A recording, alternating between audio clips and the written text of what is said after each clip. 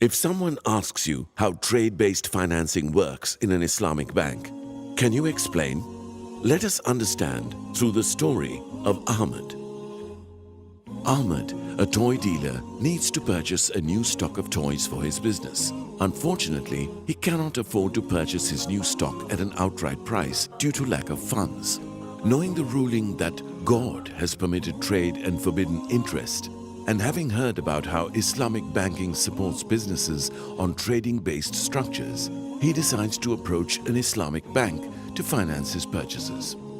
Ahmed explains to the banking officer that he needs to purchase 10,000 units of a toy item from ABC company for 100 rupees each.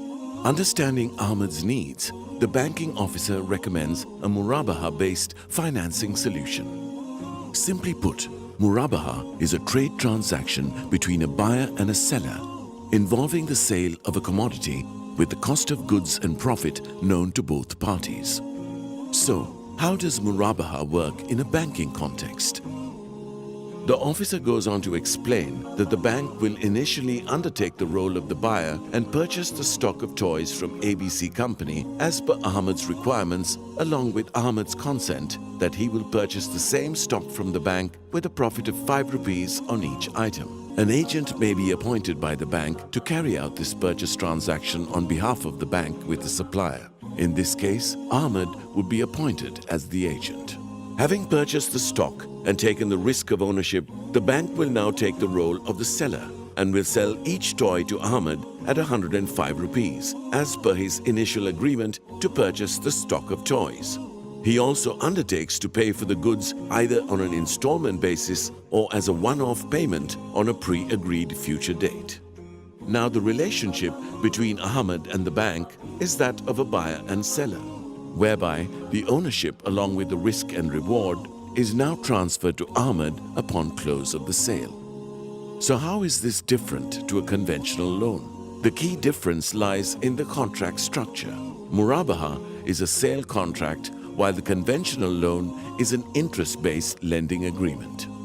Unlike a conventional loan, a facility under the Murabaha-based sale structure does not permit the Islamic bank to profit from charging late payment fees or burdening customers with other snowballing interest upon interest charges as the selling price has already been agreed.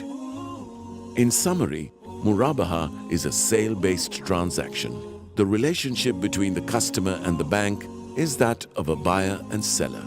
The bank initially purchases the goods the customer requires and sells them to the customer with a profit, which is disclosed to the customer in advance.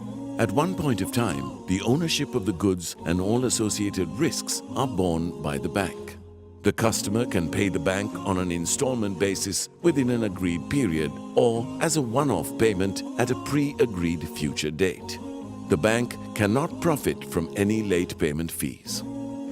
Now that Ahmed was convinced he is looking forward for more Murabaha-based financing for other stock items he retails at his toy store, he also recommended the same Murabaha solution to a friend who wanted to purchase a personal laptop but did not have enough money to buy it outright. Similar to Ahmed, you too can benefit from Murabaha to finance your business as well as personal purchases such as furniture, electronics, household appliances, and much more. So now that you know, the next time someone asks you how trade-based financing, or in other words, Murabaha works, you can enlighten them. Amana Bank. It's your bank.